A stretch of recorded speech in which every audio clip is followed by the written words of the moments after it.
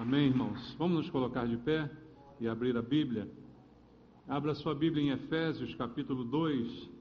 Nós vamos ler do versículo 13 ao versículo 18. Efésios, capítulo 2, do verso 13 até o verso 18.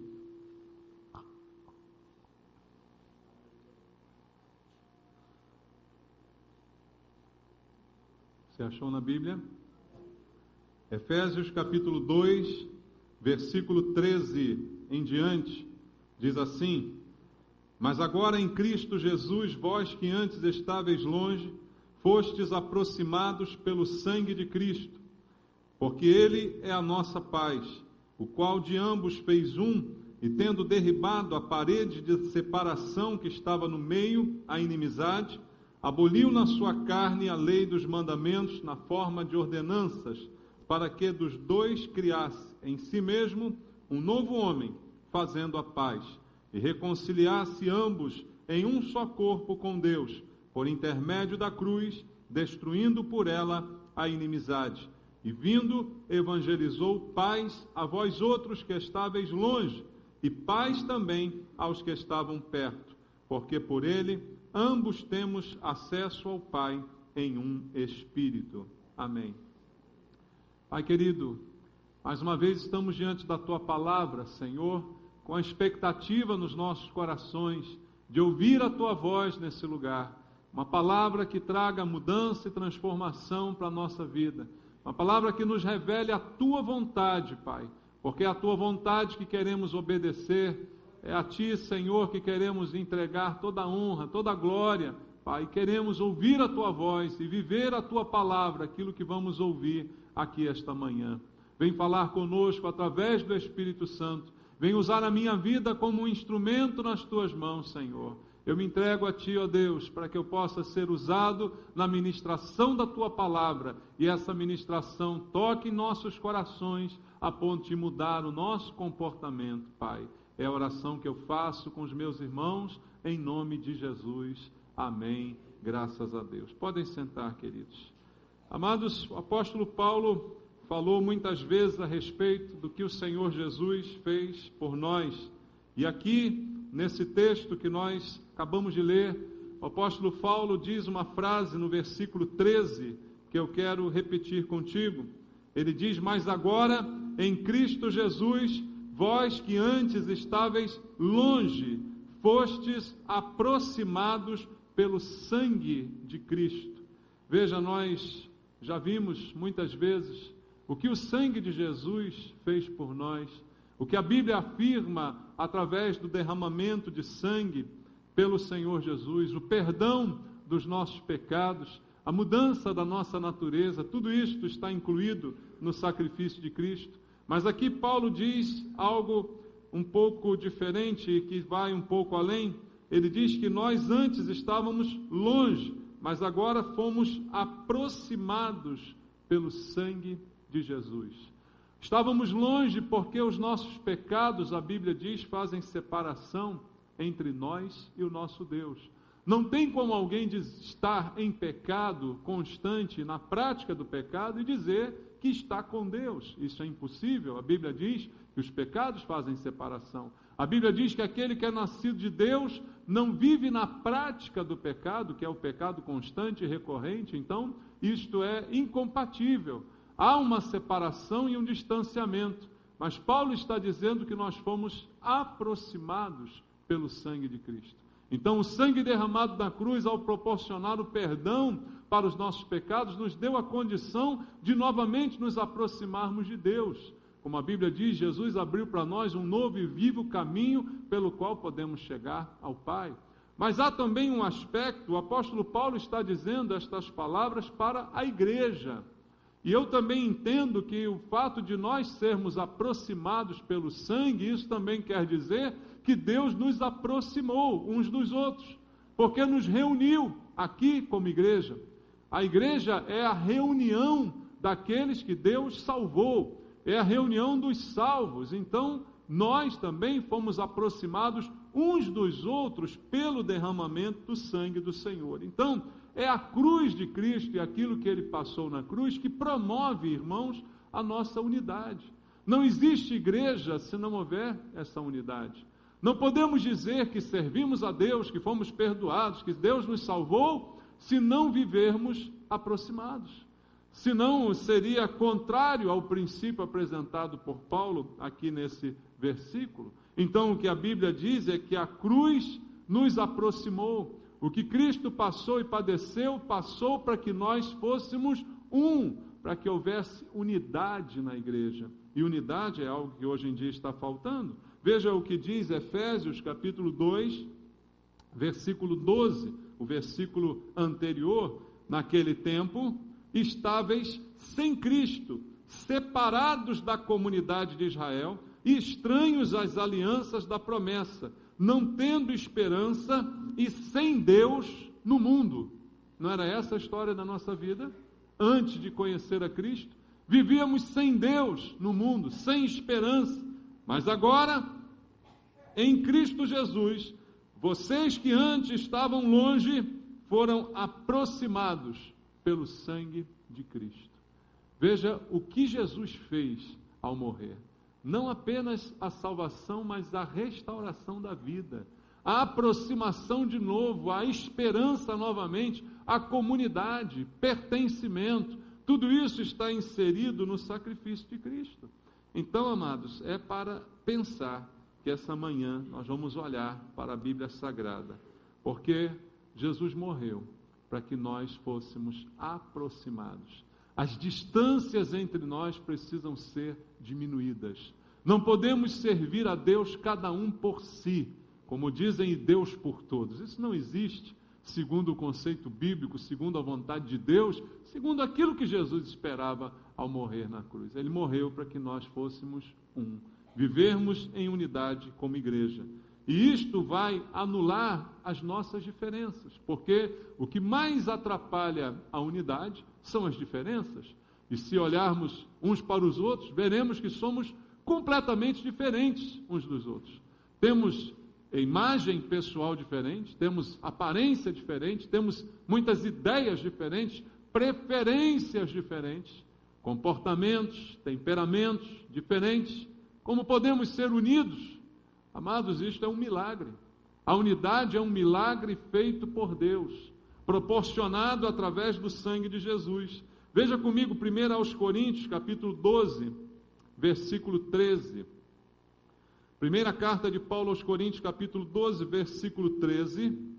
Paulo diz assim: pois em um só Espírito todos nós fomos batizados em um corpo, quer judeus, quer gregos, quer escravos, quer livres, e a todos nós foi dado beber de um só Espírito. Não importa a condição, judeu, escravo, livre, não importa a origem, não importa a raça, não importa o nível social, o que a Bíblia diz é que todos recebemos um só Espírito.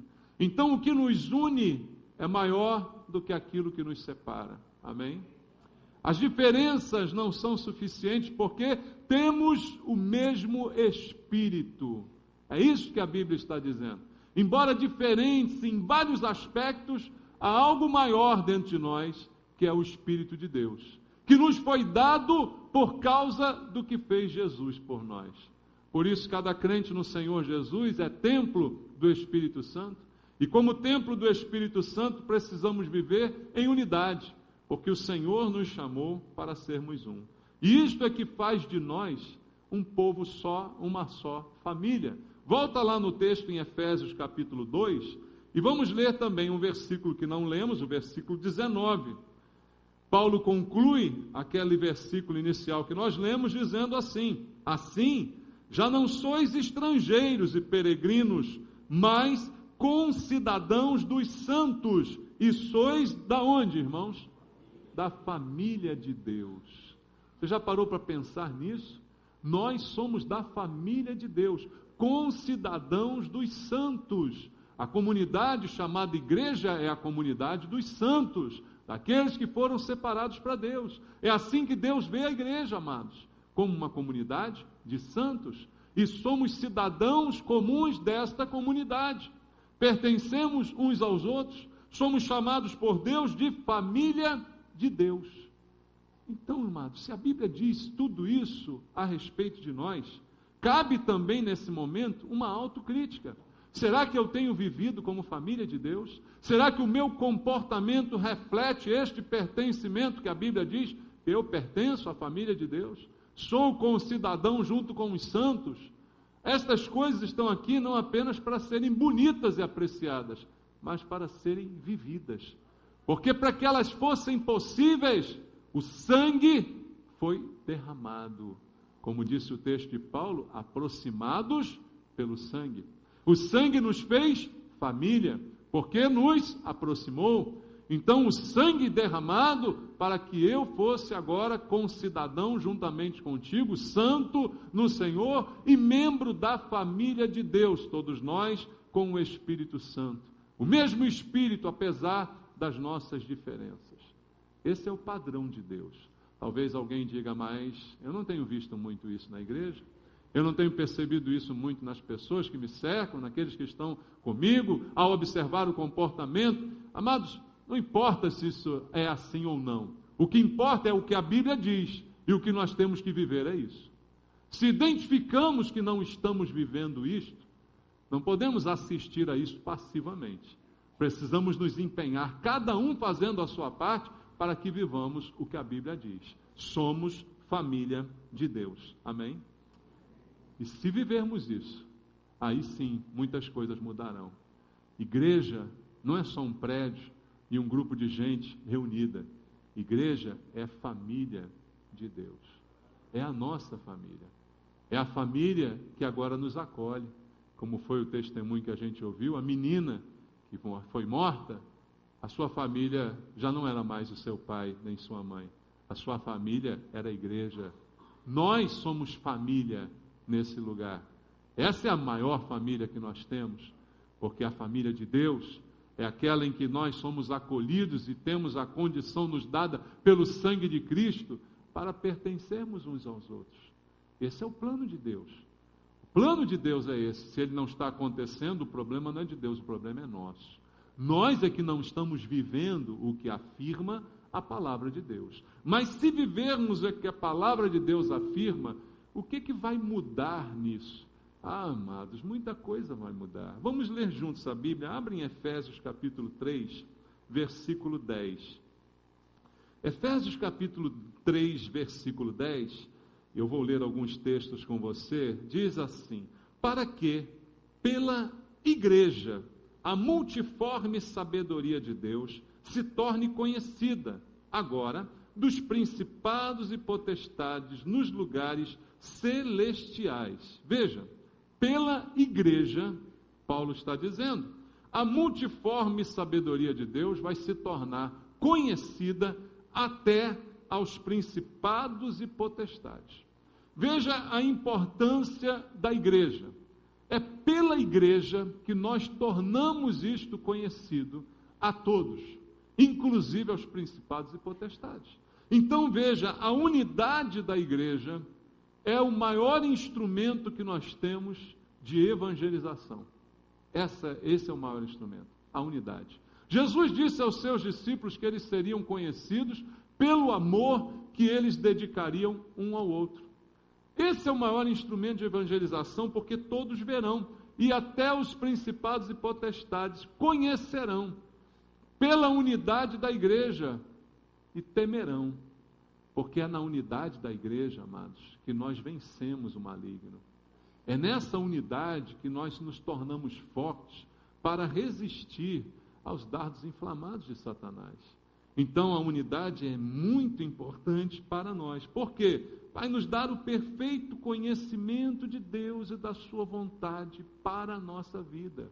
Eu nunca terei um relacionamento só com Deus. O nosso relacionamento é coletivo, apesar da salvação ser individual. Mas hoje temos um relacionamento com Deus, e o que Deus quer fazer na minha vida, Ele quer fazer na vida da igreja. Deus não quer abençoar seletivamente cada um de nós. Deus olha para a igreja como um todo. Então o que Deus quer fazer, Ele quer fazer a igreja, que somos nós. Ainda no mesmo capítulo 3 de Efésios, vamos ler o versículo 17 até o 19. Paulo diz: e assim habite Cristo no vosso coração pela fé, estando vós arraigados e alicerçados em quê? Qual é o alicerce? Qual é a base? Amor. A fim de poderdes compreender, juntamente com quem? Com todos os santos, qual é a largura, o comprimento, a altura e a profundidade, e conhecer o amor de Cristo, que excede todo entendimento, para que sejais tomados de toda a plenitude de Deus. Veja como Paulo coloca isso aqui no plural, no coletivo, irmãos. Veja, ele está dizendo que para eu poder compreender toda essa profundidade, toda essa abrangência, é com todos os santos. Não é apenas um compreendendo e os outros não entendendo nada. Nós vamos compreender todos juntos. Todos somos famílias de Deus. O plano de Deus é que todos sejam ensinados, todos sejam instruídos, todos aprendam, todos cresçam, todos melhorem. Não apenas alguns melhorando e outros piorando. Não é isso, não é essa a vontade de Deus. Então a unidade, ela vai promover esse pleno conhecimento. Esse pleno conhecimento mútuo que nós temos que ter de Deus. Todos os santos, todos juntos, crescendo e conhecendo ao Senhor.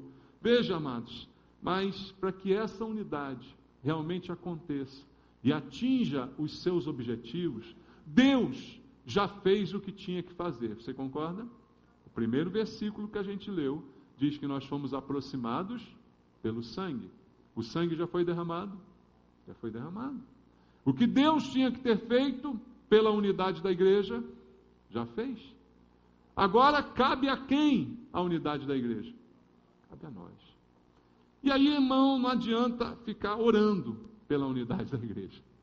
A gente precisa fazer alguma coisa pela unidade da igreja. Não é caso de oração, é caso de ação. Porque a gente ora para que Deus faça alguma coisa. Mas se Deus já fez o que tinha que fazer, não cabe mais oração. Cabe agora ação. Cabe eu fazer o que me cabe fazer. Então olha comigo para a Bíblia em Efésios capítulo 4, versículo 1 até o versículo 3. Olha o que Paulo está dizendo à igreja. Rogo-vos, pois eu, o prisioneiro no Senhor, que andeis de modo digno da vocação, ou seja, do chamado, a que fostes chamados, com toda humildade e mansidão, com longanimidade, suportando-vos uns aos outros em amor, esforçando-vos diligentemente por preservar a unidade do Espírito no vínculo da paz. Veja o que Paulo recomenda, amados. O que ele diz para nós é que cabe a nós o esforço para a unidade. A Deus o que tinha que ser feito, Ele já fez. Jesus morreu por nós, para nos fazer um. O sangue foi derramado por cada um, mas agora Paulo está rogando que cada um de nós, cada um individualmente, ande de uma maneira digna, que seja compatível com o chamado que recebemos de Deus. Que a gente não ande desordenadamente, porque o que produz a desunião entre os irmãos é muitas vezes um comportamento falho da parte de alguns de nós. Paulo está dizendo, tenham agora um comportamento digno, digno de crente. É o que Paulo está afirmando, com toda humildade, mansidão, paciência, suportando um ao outro em amor. E ele diz no verso 3, esforçando-os diligentemente por preservar a unidade do Espírito no vínculo da paz. A paz requer esforço. A unidade requer esforço. O problema é esse. É que nós hoje, muitos de nós, somos uma geração de gente que não gosta de trabalhar. Não gosta de se esforçar. A gente prefere o caminho mais fácil. É ou não é? O mundo nos oferece facilidade. Depois que inventaram o controle remoto, meu irmão, acabou. Agora a gente só quer mole. É ou não é? Você lembra antigamente como é que era? Você estava vendo um programa sentado no sofá. Quero mudar de programa. Levanta do sofá, vai lá e faz assim na televisão. torce a orelha da televisão. Lembra como é que é? Alguém lembra disso? Alguém é dessa época? Que virava um seletor de canais redondo? Mas tinha que levantar da cadeira. Agora é assim, ó. Acabou o esforço. Ninguém quer mais esforço. Até na fé, nós queremos a fé fácil. Nós queremos o Deus Papai Noel, que dá tudo que a gente quer. É só botar o sapatinho na janela. Nós queremos a facilidade. Ninguém quer esforço. Nós queremos tudo e na hora e de graça e disponível. Nós queremos ser servidos e não servir. Por isso a Bíblia está trazendo um desafio. Esforçai-vos pela unidade. Fazer força, pastor, isso não é muito popular, né? Essa mensagem não caiu bem hoje. Eu não estou querendo fazer força, já me esforço tanto no trabalho, ainda tem que chegar na igreja e me esforçar para aturar aquele irmão chato. É o que Deus está dizendo nesse versículo aqui. Você leu o versículo? Suportando-vos uns aos outros. Em quê? Em amor. Tem que se esforçar, não tem? Para suportar o irmãozinho, que é chato a beça, que é inconveniente, que ainda não se comporta bem. Mas o que eu tenho que fazer? Imitar o seu comportamento ou mudar o meu? A Bíblia está dizendo que eu tenho que mudar o meu. Que eu tenho que me comportar como crente. Se o outro não se comporta, é problema do outro. Eu tenho que mudar o meu comportamento. Está entendendo? E me esforçar para preservar a unidade do Espírito no vínculo da paz. Esse esforço é nosso. Não adianta ficar orando por unidade se cada um de nós não fizer a sua parte. Não se esforçar. Porque qual é o caminho mais fácil? Controle remoto. Não, eu não fui bem recebido nessa igreja, alguns irmãos brigaram comigo. Mudo de igreja, só apertar um botão. Puf, mudo. Mudo de igreja, é mais fácil. Ah, o fulaninho me ofendeu. Eu não esperava isso dele. Vou para uma outra igreja que ninguém me ofenda. Você vai virar uma borboleta de igreja, como dizia o bispo Roberto. Vai ficar borboleteando por aí a vida inteira. Porque sempre vai ter algum lugar onde você será ofendido. Sempre vai ter. Concorda comigo? A solução não é essa. A solução é o esforço. Mas o mais fácil é o não confronto. Não é aquela pessoa, não, eu não gosto de me aborrecer. Então, me aborreça, eu vou embora. Não. A Bíblia não trata assim. Aborrecimento faz parte da vida. Inclusive entre os irmãos. Mas quando a gente se aborrece na família da gente, você muda de família? O que você faz? Quando você se aborrece teu pai, tua mãe, teu irmão, tu muda de família? É isso? Não gostei dessa família, vou para outra família.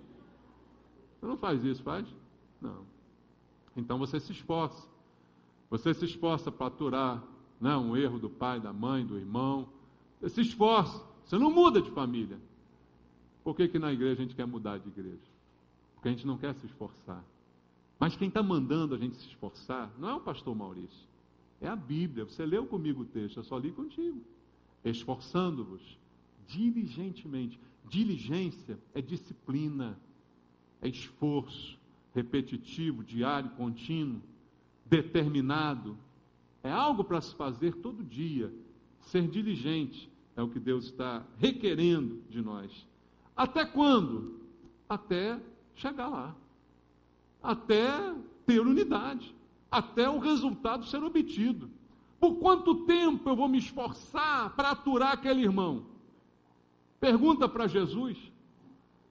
Uma vez Pedro perguntou a Jesus, se meu irmão 7 vezes pecar contra mim, eu perdoo? Jesus, não, 7 é pouco, Pedro. Melhor 490. Já para Pedro, né, desistir de contar.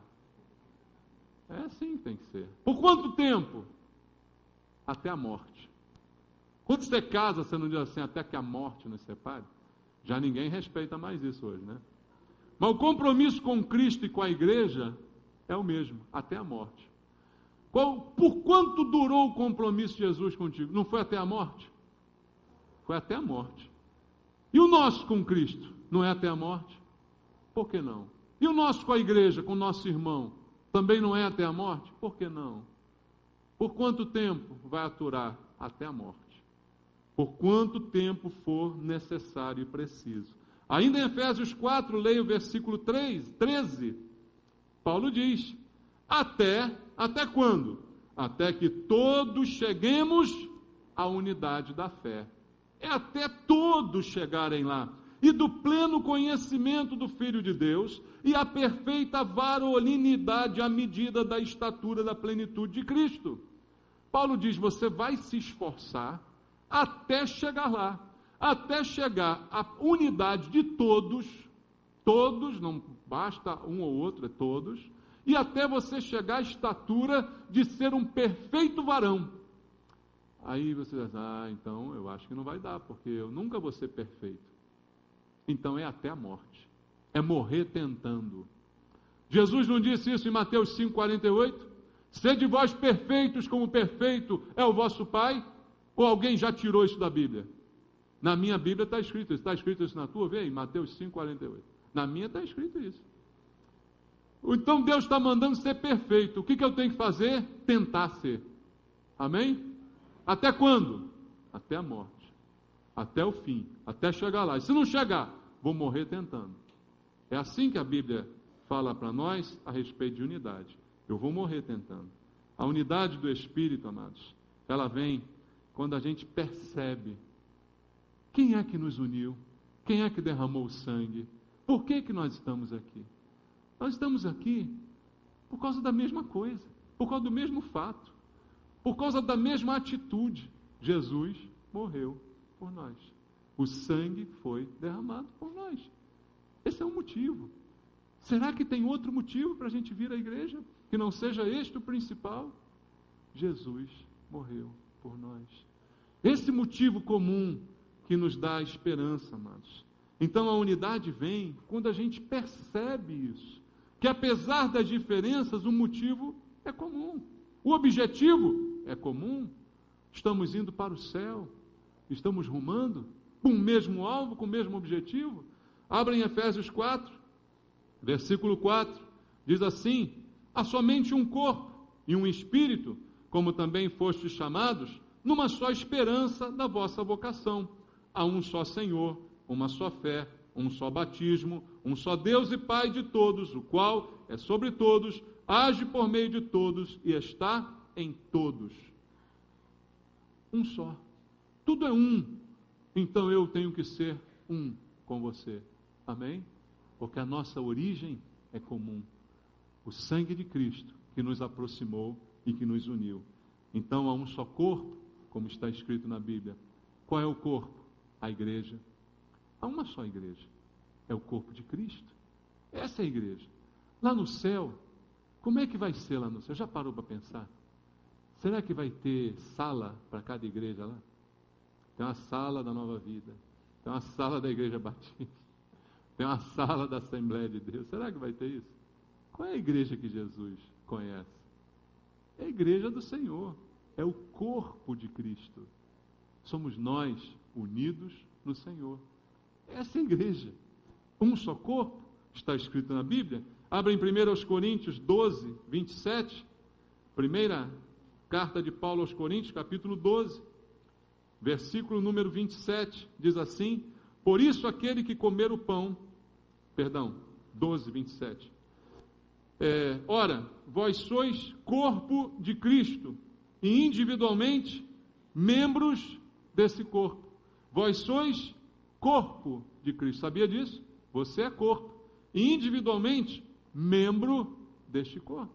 Esse é o chamado de Deus. Por isso há um só corpo, não há outro. Há um só Espírito. Qual Espírito? Espírito Santo. Não há outro. Esse é o único Espírito que está em mim e está em você. Eu e você somos templo do mesmo Espírito. Ou tem algum Espírito diferente aí em você? Só se for em você. Amém? Minha é só o Espírito Santo. É um só Espírito. Não tem Espírito diferente. Aí a gente olha assim, aquele irmão é espírito de porco, né? Aí não dá. Não pode ser espírito de porco. É Espírito Santo. Aquele irmão é Espírito Santo. Eu sou o Espírito Santo. Você é Espírito Santo. Essa é a vontade de Deus. Não tem outro jeito. É um só Espírito. Uma só esperança. Abra Romanos 8. Vamos ler Romanos 8, 23. Romanos, capítulo 8, versículo 23, até o início do 24, diz assim: E não somente ela, mas também nós que temos as primícias do Espírito, igualmente gememos em nosso íntimo, aguardando a adoção de filhos, a redenção do nosso corpo. Porque na esperança fomos salvos. Qual esperança? Cristo, a esperança da glória, diz a Bíblia. A vida eterna é a esperança. Não há outra esperança. O que você espera dessa vida? Essa vida não esperamos nada. A gente espera é a vida eterna em Cristo. Entende isso? E essa esperança é comum a todos nós. E uma só vocação, diz o texto que a gente leu em Efésios. Qual é a vocação?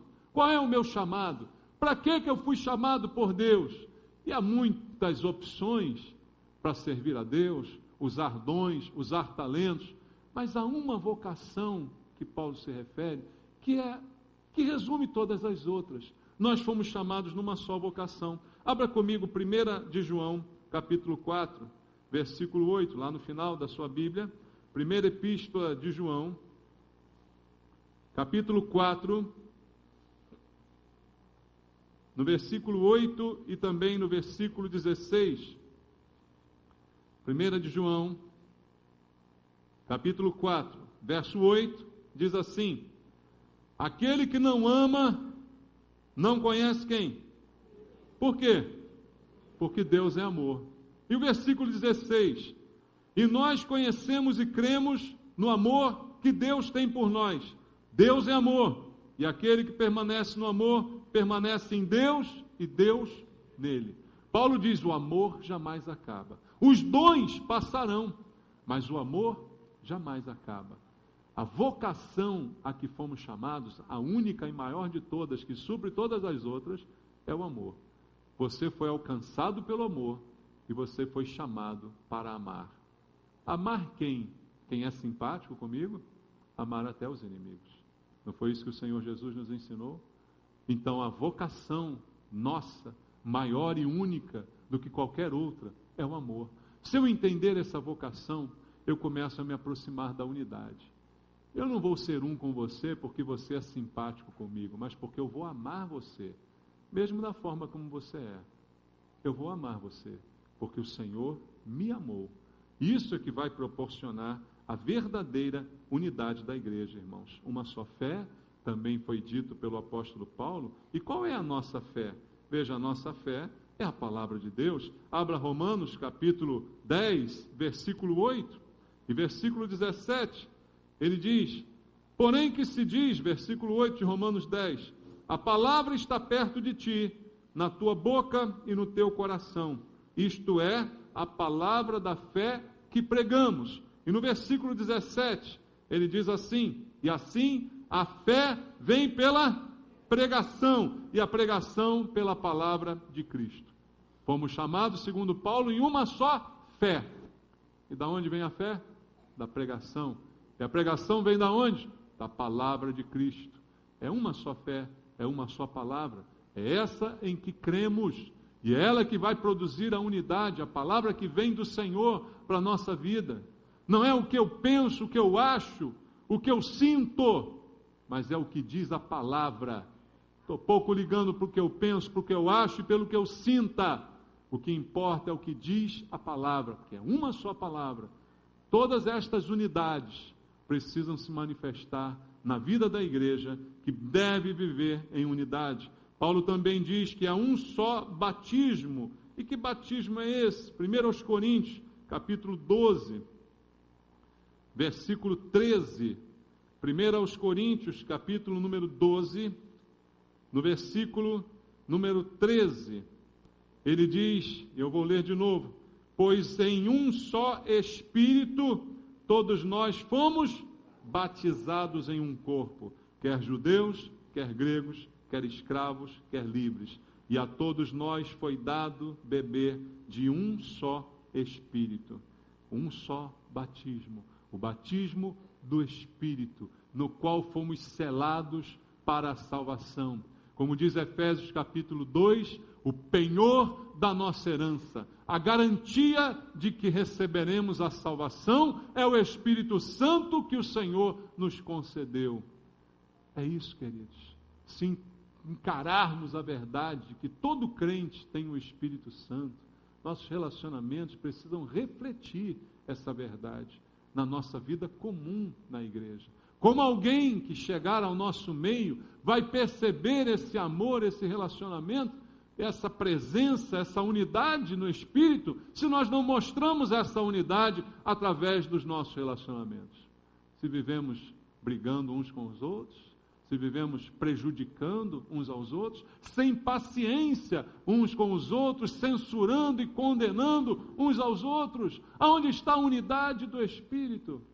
Aonde está o vínculo de amor? Aonde está a paciência que Deus nos recomenda ter? A mansidão? Aonde está?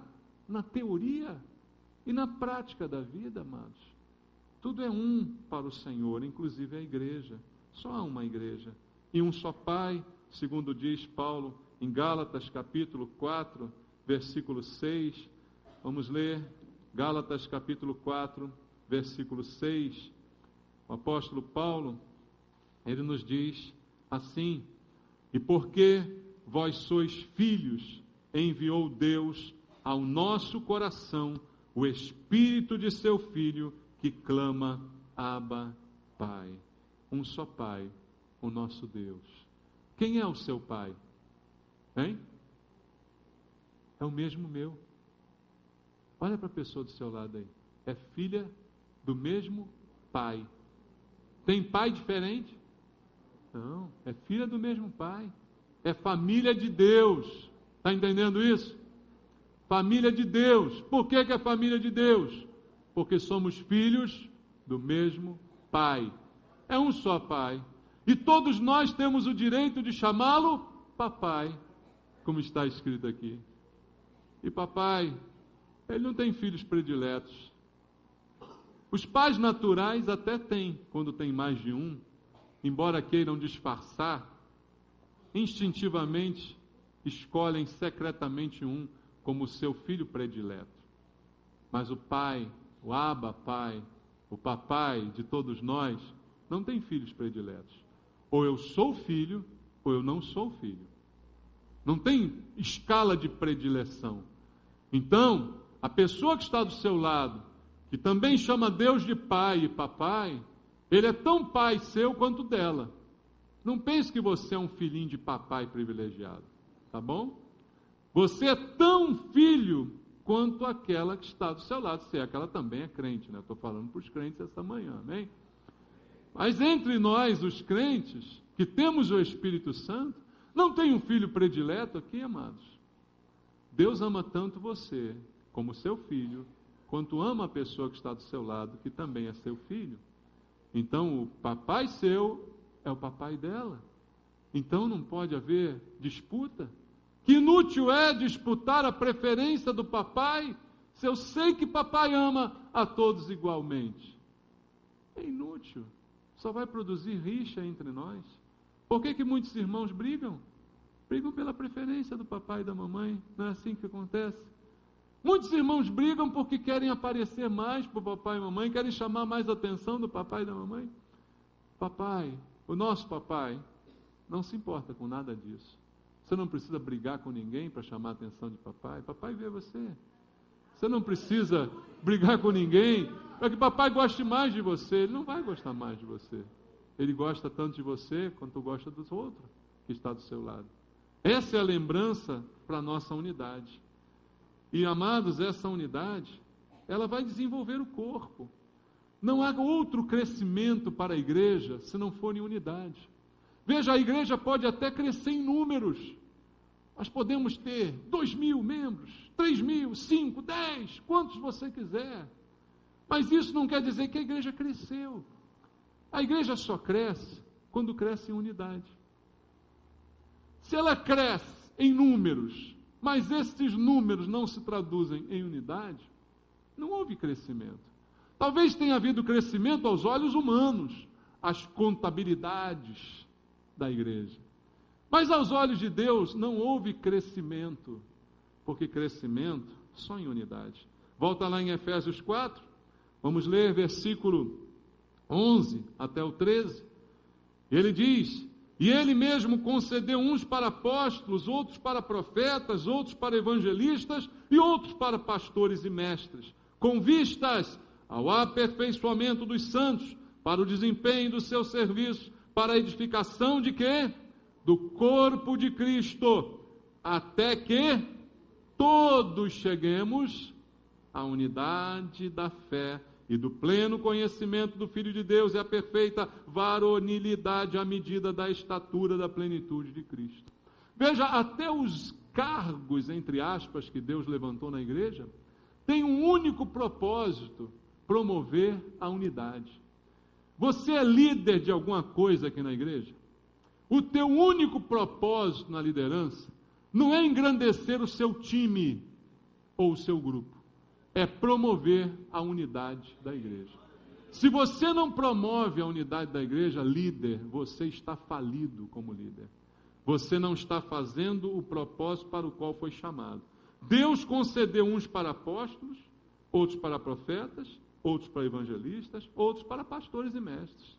São dons, são chamadas diferentes nas suas atribuições, funções, mas o objetivo de cada uma delas está esclarecido, com vistas, ou seja, com o objetivo do aperfeiçoamento dos santos para o desempenho do seu serviço, para a edificação do corpo de Cristo.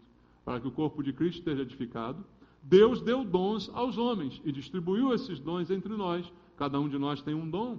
E se eu vou usar o meu dom, eu vou usá-lo para quê? Para exercer o aperfeiçoamento dos santos, que visa a unidade da igreja. Até que cheguemos ao ponto, como diz o verso 13, da unidade da fé.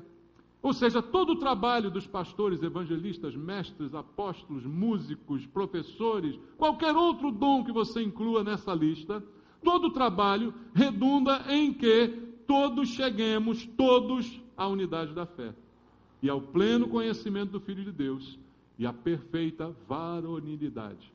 Todo o trabalho desempenhado na igreja que não tem o propósito de melhorar as pessoas, ele não serve para nada. Não tem o propósito de promover a unidade ou simplesmente promover segregação. Ele é contra o princípio de Deus e deve ser extirpado. Porque Deus nos chamou, cada um na sua função, para promovermos a unidade e o crescimento da igreja.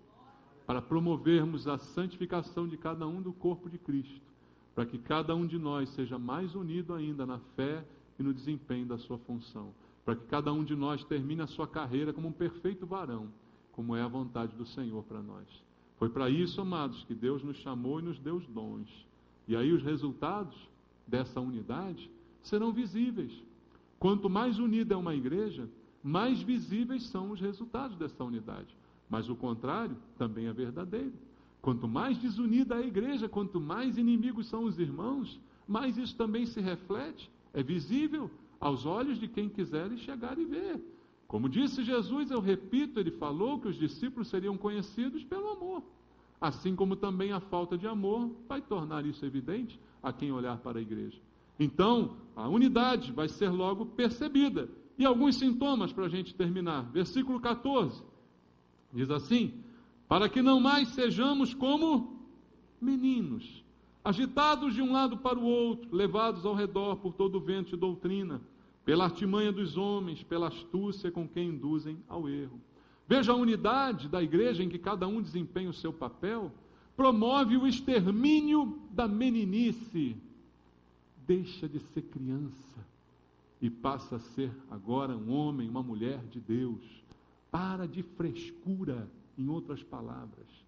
Chega de meninice, chega de ficar por aí, levado por qualquer vento de doutrina. Eu estou aqui na minha igreja ouvindo a palavra, mas apareceu um outro aí que tem uma palavra mais assim, eu vou lá. Apareceu um curandeiro aí que dá uns passes na gente, eu vou lá. Apareceu um profeta que diz tudo da tua vida, eu vou lá, então vai para o inferno também. Peraí, é ou não é? Vai para tudo que é lugar, vai para o inferno. É ou não é? Por que é assim? Meninice. Anda agitado. Já viu menino agitado? Não fica quieto, corre para lá, corre para cá, mexe aqui, mexe ali. Né? É assim que você quer ser? Ou um crente sadio, equilibrado, que serve a Deus, que luta pela unidade da sua igreja, que estimula os irmãos a participarem dos eventos da igreja, que está junto com os irmãos, que está presente, que está dedicado. Essa é a prova da maturidade. A prova da infantilidade é o contrário disso. Então a unidade da igreja promoverá essa maturidade na vida de cada um de nós. A meninice tende a acabar. Versículo 15, ele diz: mas seguindo a verdade em amor, cresçamos em tudo naquele que é o cabeça, Cristo. Veja, verdade e amor. Unidade me proporciona verdade e amor. E isso me proporciona crescimento. Não sou mais menino, agitado. Sou uma pessoa equilibrada, madura. Esse é o propósito de Deus para a sua vida. Que você amadureça. Amados, maturidade não tem idade. Concorda comigo? Existem jovens de 10 anos que são mais maduros do que burros velhos de 50. Você acredita nisso? Eu vejo isso. Por quê? O que está faltando? Unidade, verdade, amor, assimilação dos conceitos de Deus, daquilo que Deus nos ensina pelo Espírito Santo, através dos dons que concedeu na igreja, para que você aprenda com os seus pastores e mestres, aprenda a palavra de Deus, aprenda a viver a palavra de Deus, melhore para que você seja alguém maduro, porque é muito chato chegar a 70 anos, 80 anos de idade e ainda não ter atingido a maturidade. Não é verdade isso, amados? Então, o chamado de Deus é para isso, para a unidade. E versículo 16, por fim, diz assim: de que todo o corpo, bem ajustado e consolidado pelo auxílio de toda a junta, segundo a justa cooperação de cada parte, efetua o seu próprio aumento para a edificação de si mesmo em amor. O próprio aumento vem do próprio corpo. Ovelha gera ovelha. Quem gera ovelha não é pastor. Se as pessoas começarem a vir aqui por minha causa, a gente está roubado. As pessoas têm que vir aqui por sua causa, e não por causa do pastor. Quem gera ovelhas são as ovelhas. Pastor não gera ovelha. Aliás, pastor não pode cruzar com ovelha, tá? Fique isso bem claro. Pastor não vai gerar nunca uma ovelha, porque ele não cruza com ovelha. Quem gera ovelha são as ovelhas. Está entendendo isso? Ovelhas geram ovelha. E o próprio corpo, bem ajustado. Corpo desajustado, cresce? Não, não cresce. Ele cresce quando está bem ajustado. Aí ele próprio produz o crescimento de si mesmo. É isso que Deus quer, irmãos. A teoria foi dita aqui mais uma vez. Já preguei inúmeras vezes sobre a unidade da igreja.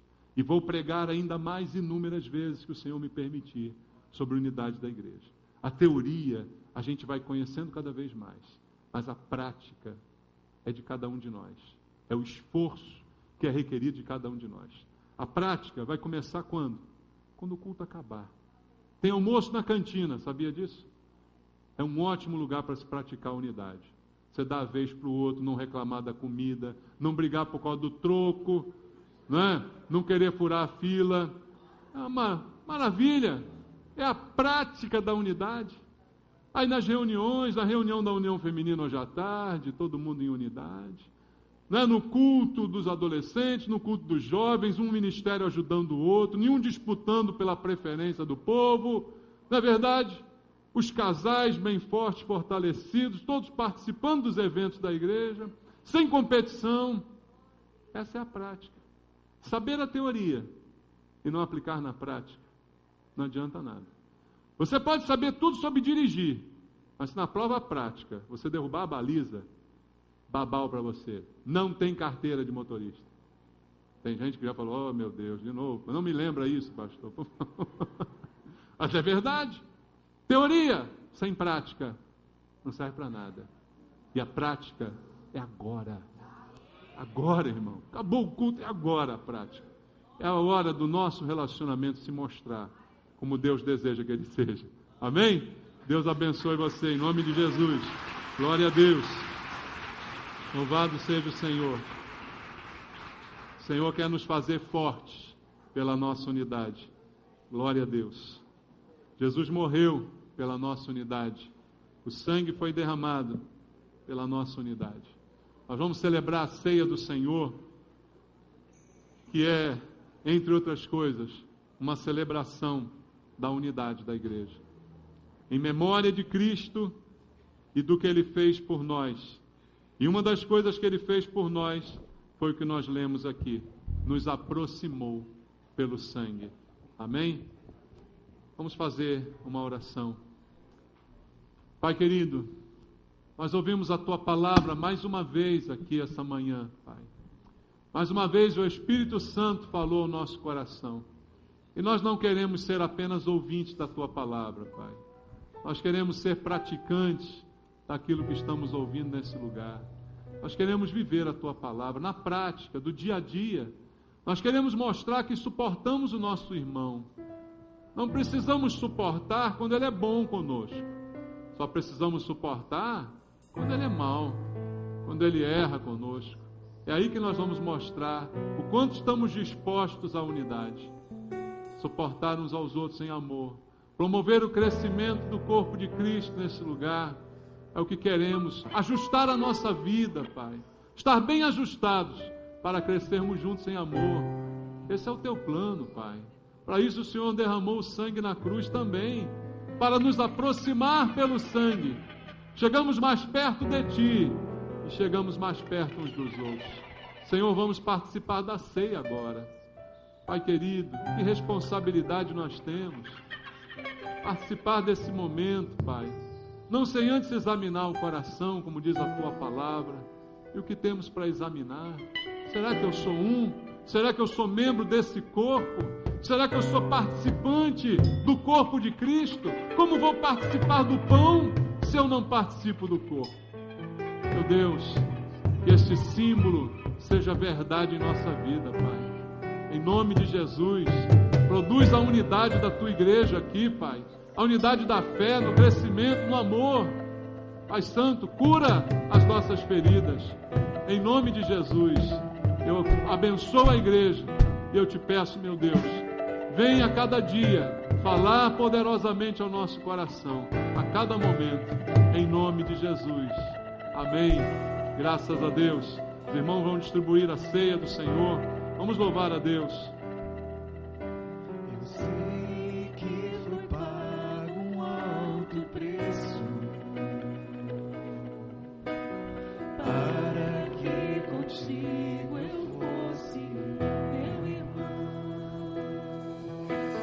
Quando Jesus derramou sua vida, Ele pensava em Ti, Ele pensava em mim, pensava em nós. Eu sei que foi pago. Sei que foi pago um alto preço, O sangue de Cristo derramado para que contigo eu fosse o meu irmão. Quando Jesus derramou sua vida, Ele pensava em Ti, Ele pensava em mim, pensava em nós. E nos dia redimidos por Seu sangue, lutando o bom combate do Senhor, lado a lado trabalhando, sua igreja edificando e rompendo as barreiras pelo amor. E na força do Espírito Santo nós proclamamos aqui que pagaremos o preço de sermos um só coração do Senhor. E por mais que as trevas militem e nos tentem separar, com os nossos olhos em Cristo, unidos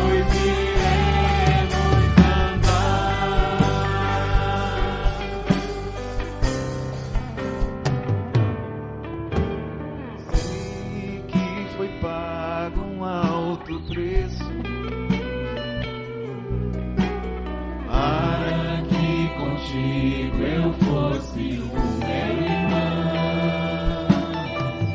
Quando Jesus derramou sua vida, Ele pensava em ti, Ele pensava em mim, pensava em nós,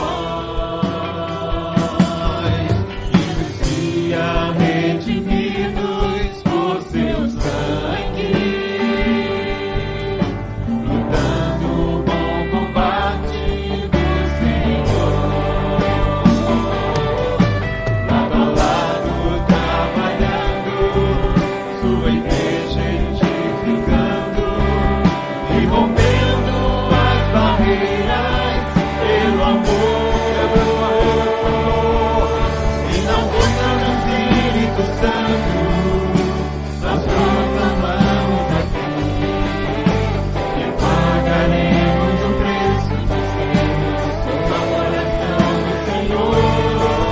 E por mais que as trevas dividem e nos tentem separar, os nossos olhos em Cristo unidos iremos andar.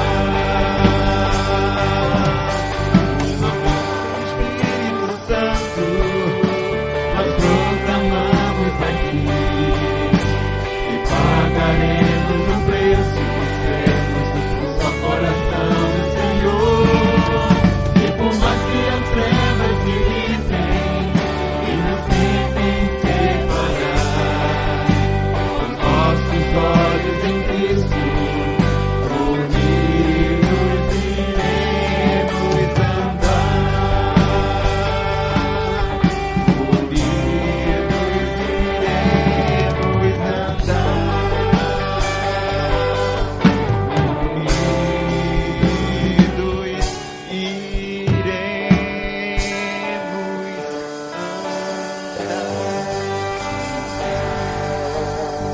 Aleluia.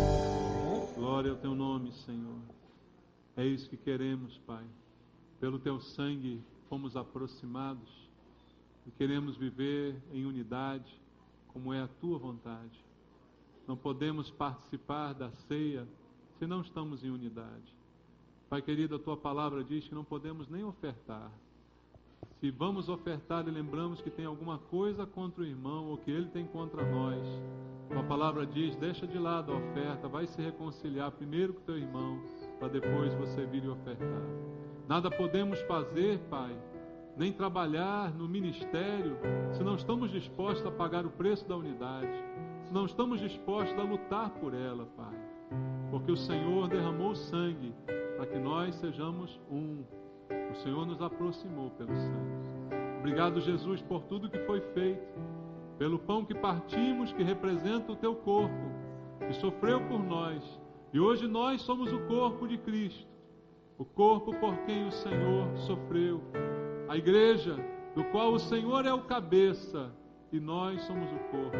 Queremos viver como o corpo do Senhor, bem unidos, bem firmes, edificando um ao outro em amor e trabalhando um pelo outro para o crescimento e conhecimento de cada um, Pai. É isso que te pedimos, Deus.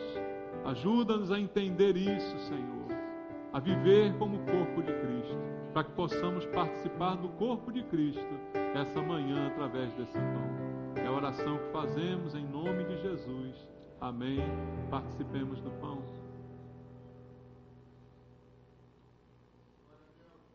Glória a teu nome, Senhor.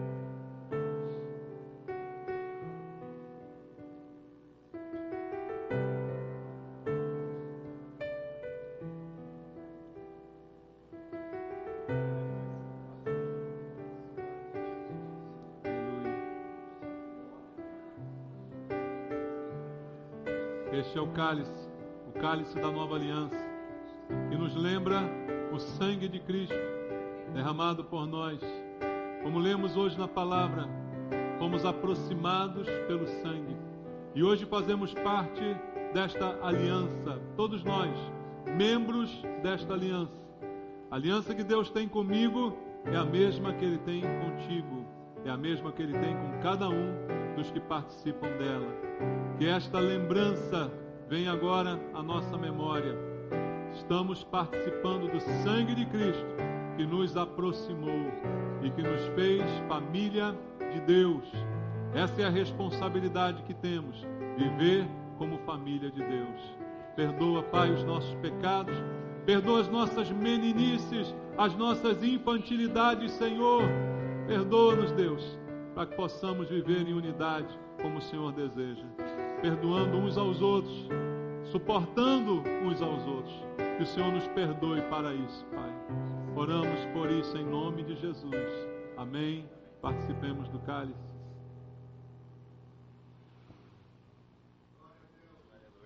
Te louvamos, Senhor.